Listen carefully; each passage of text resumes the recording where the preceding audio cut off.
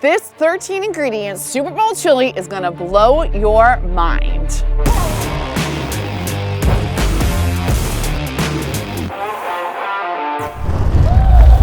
Touchdown! I have got the best chili recipe for you. And no, it does not involve any ground meat and taco seasonings. This is gorgeous chuck roast. It is a meaty chili. It has fresh chilies, it has dried chili, it has cumin, it has coriander, it has onion, it has garlic. It has everything you need, and people are gonna freak the F out.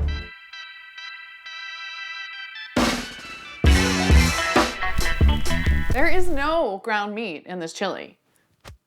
There's chuck. There's chuck roast. We wanna make sure that our meat is full of flavor. So you want to salt quite liberally with kosher salt. We are using a beautiful piece of chuck roast. It has really, really beautiful marbling. I could have done this the day before. If you do it the day before, leave the meat uncovered in the fridge. And the reason that you would want to ideally season the day before is the salt will have a longer time to get into the meat and give it better flavor. And also it draws moisture out of the top. So when I go to brown it, it gives it a really beautiful golden and crispy coloring crust. And I wanna make sure the oil is shimmering before I go ahead and add the meat, because I wanna make sure that we do get that beautiful crust. Meat is looking really good. I'm gonna take it out, put it aside. Chili for me is more of a stew-like situation. I'm just gonna roughly chop a couple of onions and the peppers. We've got our aromatics ready to go. 2 onions roughly chopped, 2 poblanos roughly chopped, 1 jalapeno, 6 cloves of garlic.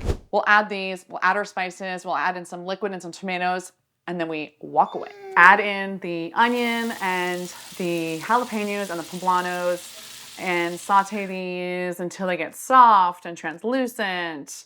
And I'm gonna hit it with salt at the end. You need to season every step of the game.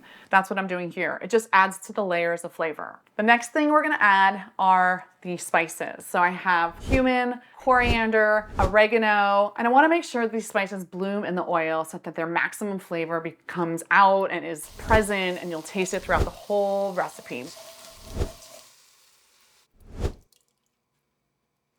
Look at this meat.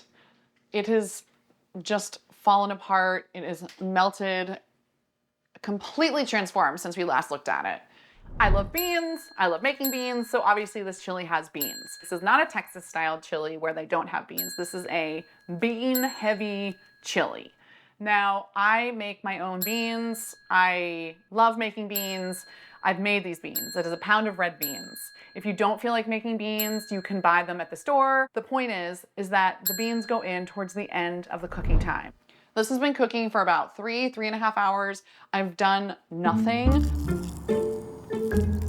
but make sure that there's enough liquid in the pot. I didn't add anything. You just want to check in on it once in a while, but look how insanely shreddable and falling apart it is.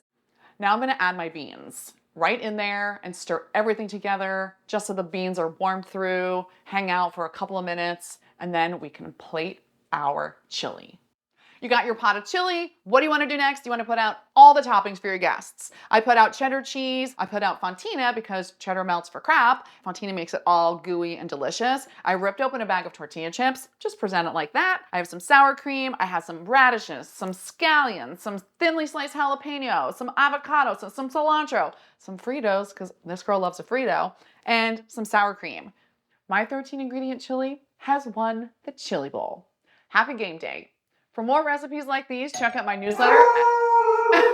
Who's there? Chuck? Chuck Roast? You come on in here.